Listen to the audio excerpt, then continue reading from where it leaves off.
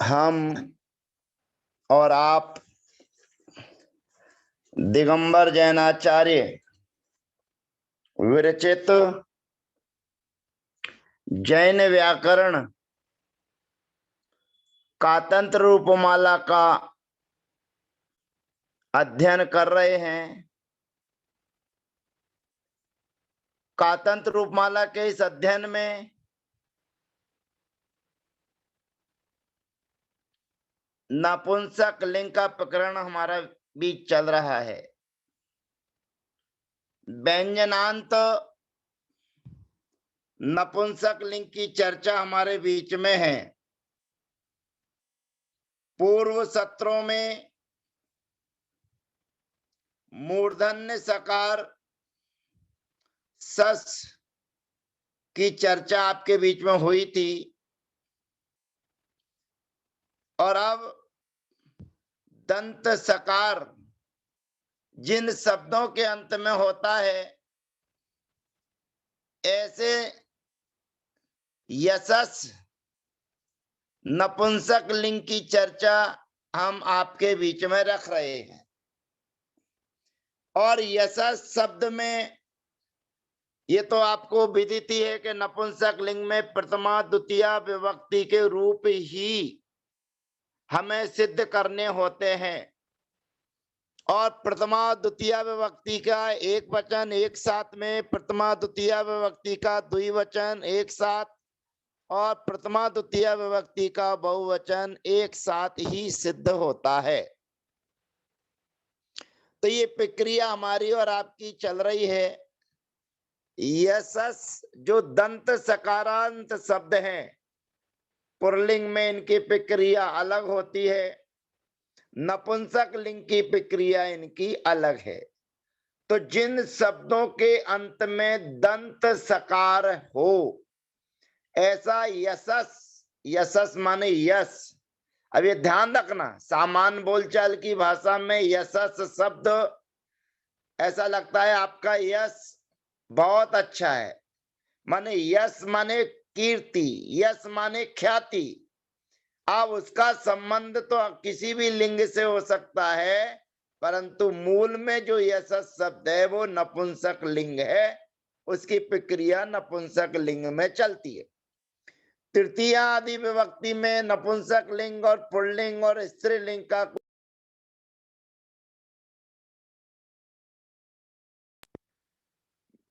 भेद नहीं होता है, परंतु उसका जो विशेषण है उस विशेषण के अनुसार ये जाना जाता है कि ये शब्द स्त्रीलिंग है या पुल्लिंग है या नपुंसक लिंग है। तो यशस शब्द हमारे बीच में है और प्रथमा द्वितीय विभक्ति के एक वचन में सी और अम विभक्ति के आने पर यशस धन सा धन अम माने के सु सी और अम।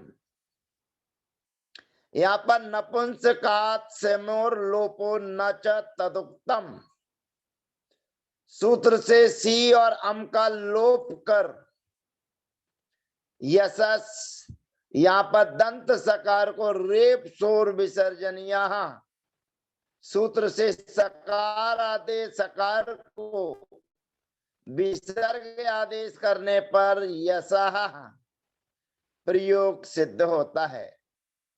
सामान्य से हम बोलते हैं यस यस यस, लेकिन वास्तव में वो यशस शब्द से यशः प्रथमा के एक वचन में बनता है और जो यश बोलते हैं वो बिगड़ा हुआ शब्द यशस का यश है।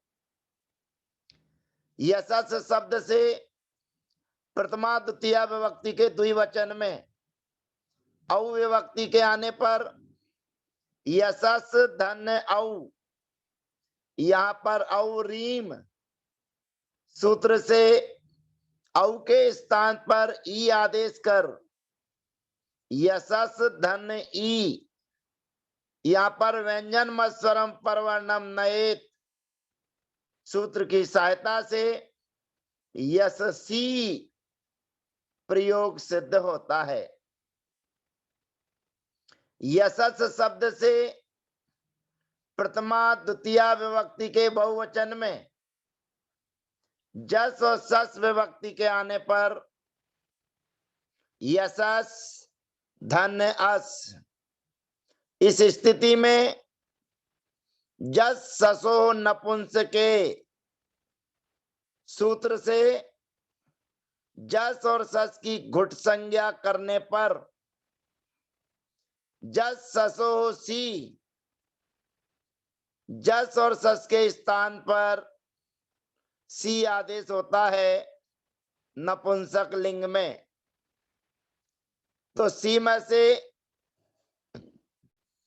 सा का अनुबंध लोप हो जाता है, ई मात्र शेष रहती है। यहां पर धुट स्वरात घुटी नू सूत्र से नू का आगम कर यस ना सा।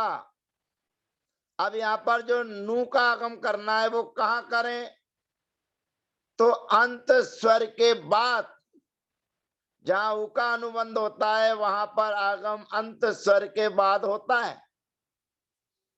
तो सा के पहले और जो अंत स्वर यस में आकार है उसके बाद में ना का आगम हो जाएगा, यानी कि नू का आगम होगा और नू के आगम होने पर यस धन ना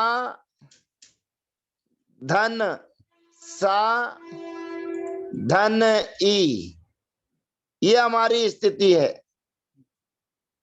अब यहां पर जो सी है जिसको जस ससो से सी आदेश किया है, जिसकी घुट संज्ञा है और घुट संज्ञा के होने पर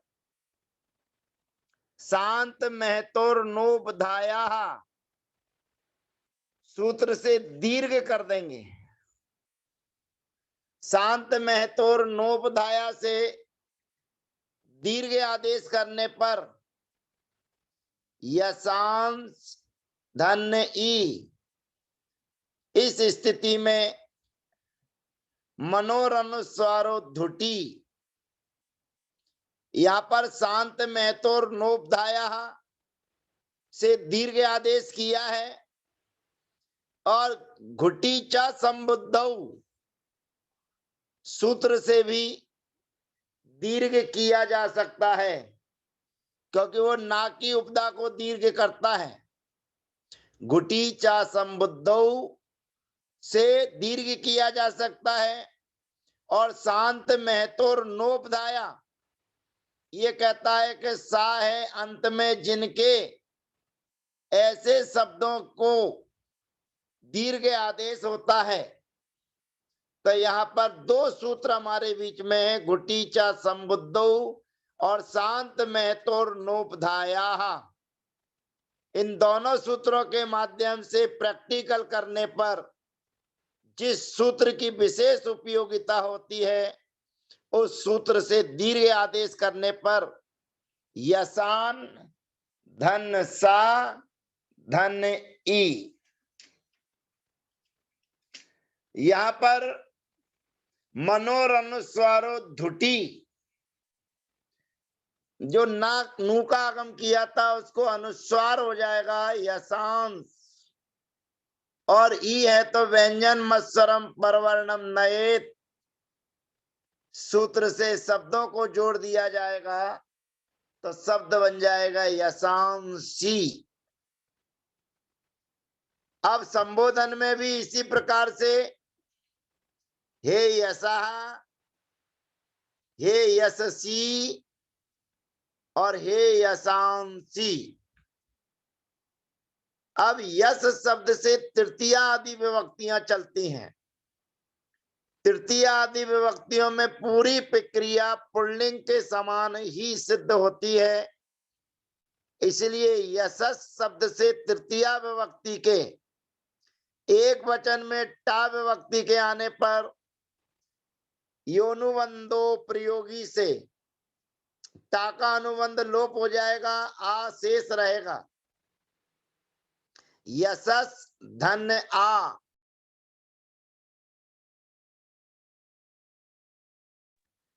व्यंजन मस्वरम वर्णम नयेत सूत्र की सहायता से यशसाह प्रयोग सिद्ध होता है। अब यशस शब्द से तृतीया, चतुर्थी, पंचमी विभक्ति के द्विवचन में भ्याम विभक्ति के आने पर यशस धन भ्याम, इस स्थिति में रेप शोर विसर्जनिया सूत्र से सकार के स्थान पर विसर्ग आदेश कर यसा धन भ्याम या अगोस बतोश्च सूत्र से विसर्ग के स्थान पर उ आदेश करने पर यस धन उ धन भ्याम या उवर्णे ओ सूत्र के माध्यम से आ को ओ और उ का लोप करने पर यशोभ्याम प्रयोग सिद्ध होता है।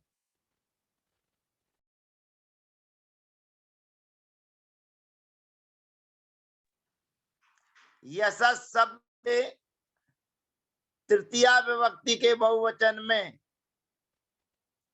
भिस विभक्ति के आने पर यशस धन भिस,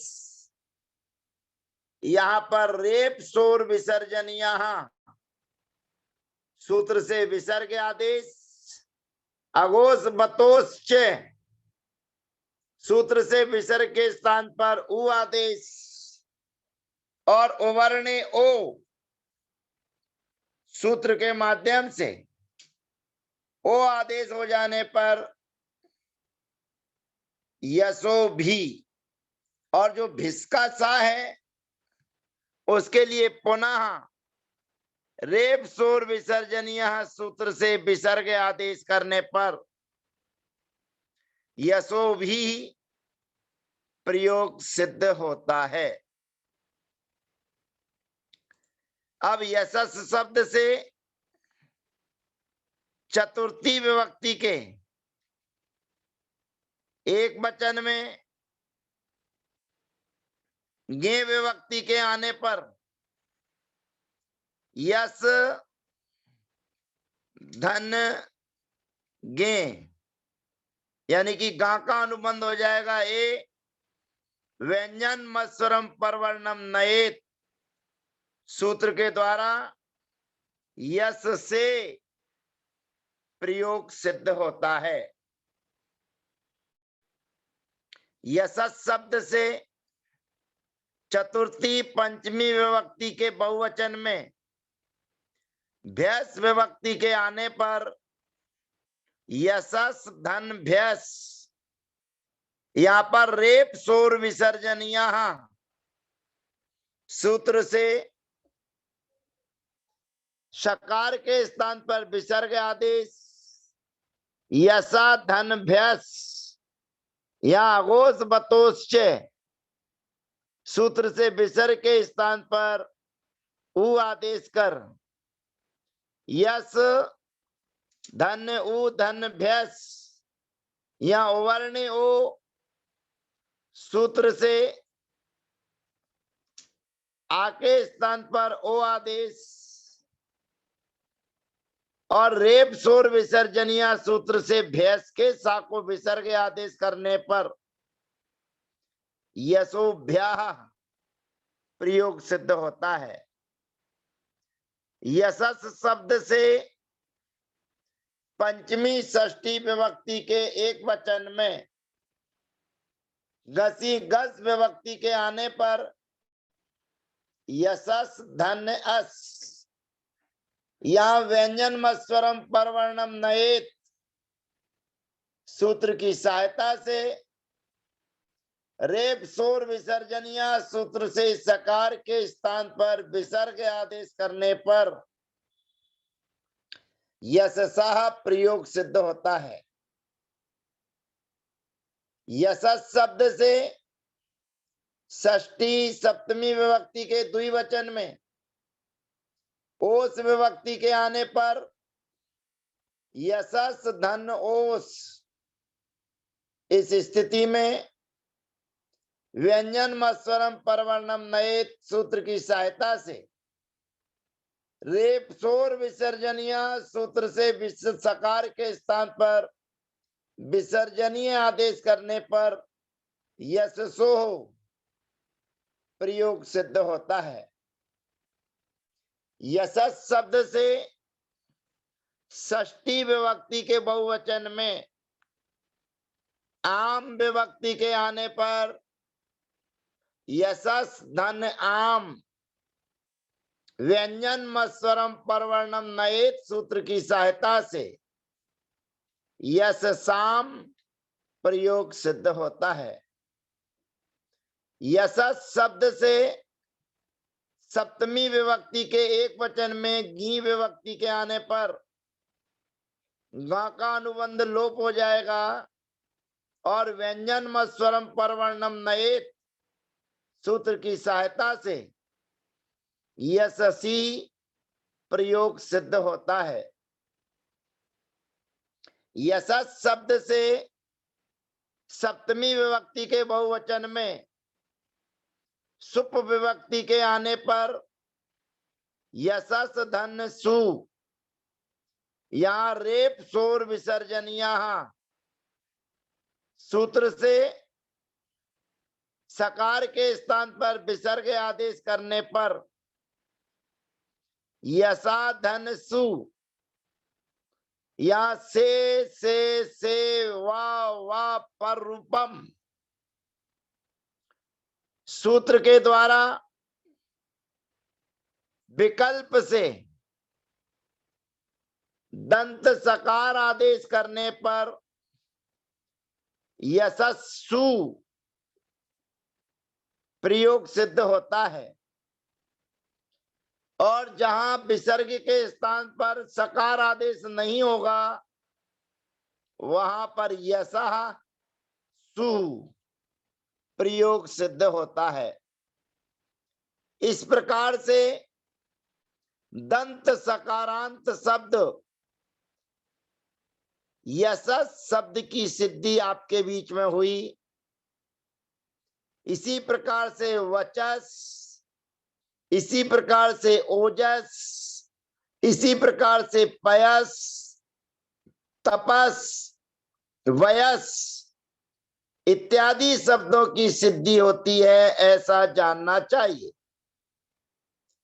अब अगले सत्र में हमारे बीच में शब्द रहेगा सर्पिस, या अंत में दंत सकार है और दंत सकार के पूर्व ह्रस्व ई है, सर्पिस।